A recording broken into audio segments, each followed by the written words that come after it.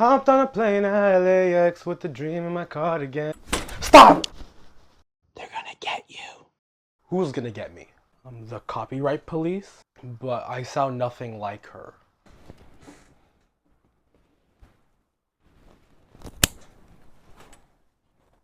Anyways, hey guys, welcome to or welcome back to the channel. For those of you who don't know me, my name is Bran, and this past month, my family made our way from Los Angeles, California to Guadalajara in Jalisco, which is in Mexico, right?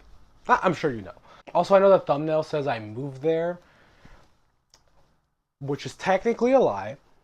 Realistically, it was more so like a month-long vacation. You may call it clickbait. I call it tricking you into clicking on this video. Which, hello, thank you for being here. A lot of stuff happened in the 27 days we were there, and I would love to share that with you guys. So, let's go ahead and get started.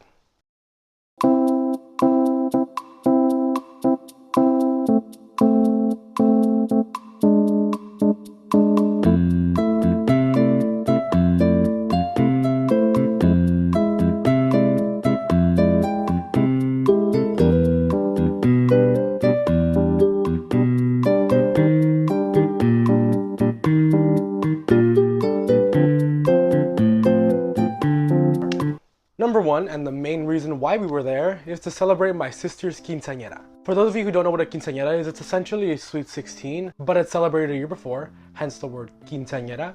Quince means 15 in Spanish, and in this case, it's full of Mexican culture. For context, we, and by we I mean a group of at least 10 people, have been planning this party since 2023. And if you take a look at when this video came out, about 2 years, almost 3, of just constant planning, making sure everything was gonna turn out perfectly. You may be asking, well, why'd you need through almost 3 years? Realistically, you don't, but when you're throwing a party this big and this intricate, you have to make sure everything is accounted for. Examples, we had to pick the theme of the party, which was essentially just pink, but like with a bit of like fairy tale aspects thrown into it, like butterflies, flowers, those big bubbles that made it seem like Glinda was about to enter the room, but she did not. The food and snacks had to be picked out ahead of time, of course. We decided to go with the very traditional Mexican dish, birria with arroz, which is birria with rice, if you don't know what arroz is. Anyways, and for the snacks, we decided to get an esquite bar and a mini pancake bar.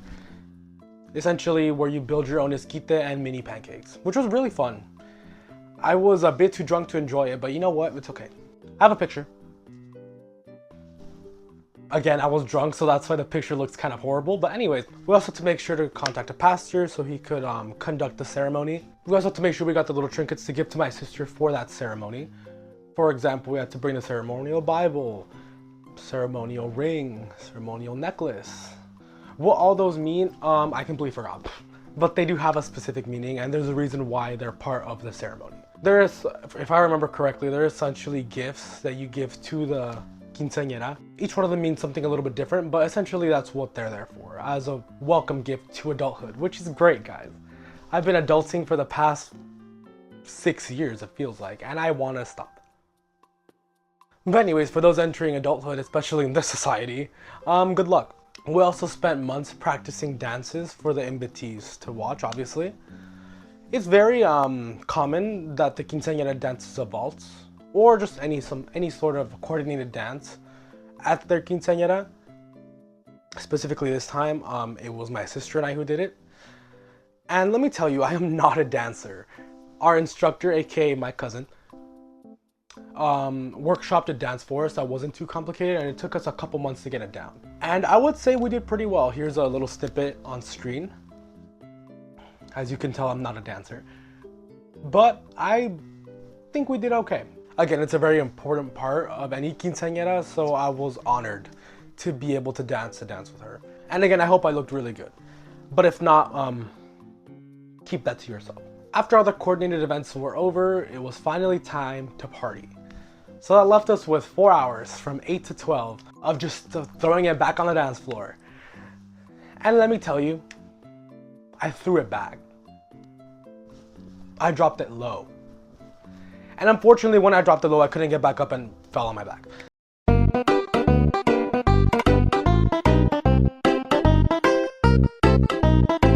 And I have not dropped it low since.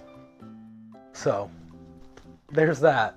Overall, the quinceañera experience was like one of the best days of my life, and I wasn't even the star focus of it. I was just really glad to see my sister happy and give her this opportunity that not everyone gets to have. Would I like to be part of another one? Maybe. Would I love to plan another one? Most definitely not. That process of planning is very stressful, and I wasn't even the main planner. I can only imagine how stressful it must be if I was the one that was the main planner and the one that was organizing everything. I was just kind of there to give opinions and just make sure everything ran smoothly half the time. My role was very minimal compared to other people. But I had a good time, and I hope everyone else did too. Anyway, number 2, I got my first tattoo. I know the stigma. I know people are scared to get a tattoo in Mexico because of infections, or it's not gonna turn out well, blah, blah, blah, blah, blah. Guess what? Your girl is broke and unemployed. So I wasn't gonna spend $300 on a tattoo here in LA. So we took the risk, and everything turned out really well.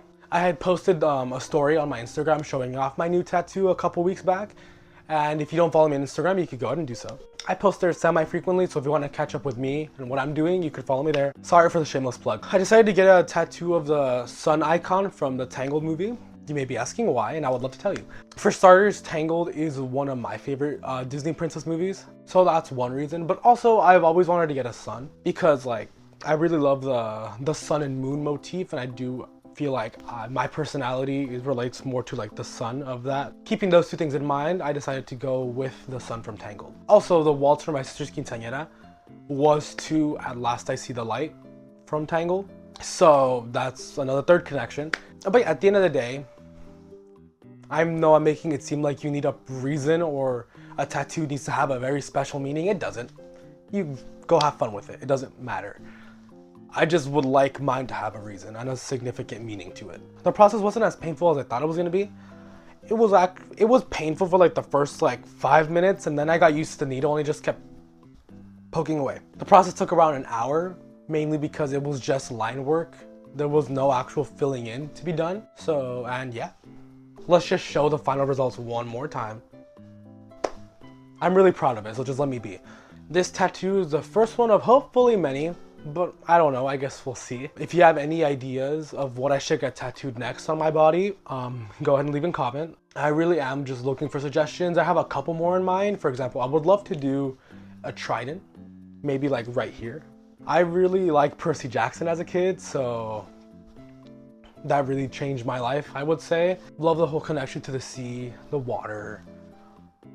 The waves are unrestrained and free, which is something I would like to be. So yeah, again, a tattoo doesn't need a meaning, it just needs to look cool. But yeah, if you have any suggestions on any other tattoos I should get, just leave it down in the comments. I would love to read them. And yeah, maybe next time. Number 3, we were also able to go on a hike. You may be asking, that's kind of boring. But at the end of the hike, we got to catch this beautiful view that I will be showing on screen. Yeah, the view was amazing, but at what cost? We hiked for about 45 minutes. It was pretty steep and very, very rocky. It felt like the rocks were like poking into my foot. I was not prepared for that whatsoever. To the point that if you fell, you were a goner. And also on the way down, I almost ate it like 5 times. So that was definitely an experience. On our last day, we also went all the way to the top of this mountain. I don't count it as a hike though, since we drove essentially 90% of the way. We drove from the bottom to the top, and then we parked the car, and then there was a mini trail that was like 10 minutes out. So yeah, not a hike. But that one also had a really nice view, and I'm going to show it here. So yeah, maybe in the future I might do more vlogs of me just going on random hikes, because I really do like to go on hikes. Or maybe that's boring and you're not going to watch that. Well, who cares? Number 4, I also went to a bar with some of my cousins. It was supposed to be a karaoke bar, but I wouldn't really consider it a karaoke bar since it was just screens with lyrics on them. No one actually had a microphone. You may be asking, Brand, you were in Mexico for a whole month and you went to one bar? To that I say I know, and I'm sorry. Anyways, this was a very much vaquero style bar. Everyone was given a hat to kind of help them fit in with the theme. Here's mine. Again, I think I look really good, but if you don't agree, keep that to yourself. But yeah, it was really fun. A lot of the songs that they were playing were released, I believe, like in the early 2000s. So therefore, I didn't know a lot of the songs. I'm sorry. What this proves is that I have not achieved Unk status yet. But at this point, I'm like a foot in the door, so. But anyways, I was just there. Your girl was just there for the vibes. Oh, there was also this like punchy thingy. I don't know. I've seen it all over TikTok. But like the machine where you punch it, and then like the harder you punch it, the higher the score you get. And I think I have a video of that. I'm gonna put it up if I do. All I gotta say is that I'm grateful I didn't embarrass myself. Also, shout out to this girl that was like so far like gone, so drunk, that when she went in for that punch, she kind of slipped and barely hit it, and she didn't even get triple digits. I think about her sometimes.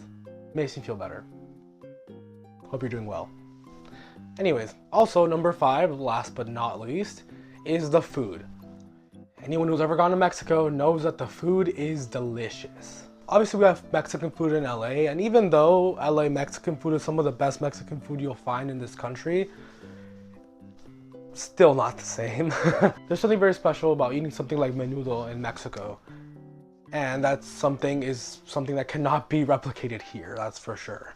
Yeah, 2 places that I wanted to shout out, I guess. Shout out. This place in Tochitlan, I don't remember the name of the place, but it just offers you a gorgeous view and has some pretty decent seafood. I personally order camarones al coco, which is coconut shrimp in Spanish. And they have like this mango sauce that's like really good. And to this day, I have not been able to find a place that offers something even remotely similar to that. So yeah, I guess I have a reason to go back. There was also this bakery that had barely opened up like the last week we were there. And it's near the pueblito we stayed at, and we went ahead and gave it a try. And it was pretty good. Some of the best coffee I've ever had. And also the pastries were really good. But yeah, that's about it. Also, I spent time with family and friends that I love and adore, but I also didn't record any of that because, well, privacy. But yeah, that was essentially our 1-month trip. Before you go though, I just wanted to talk about some things that I learned or was reminded of in this 1-month trip that we took. Starting with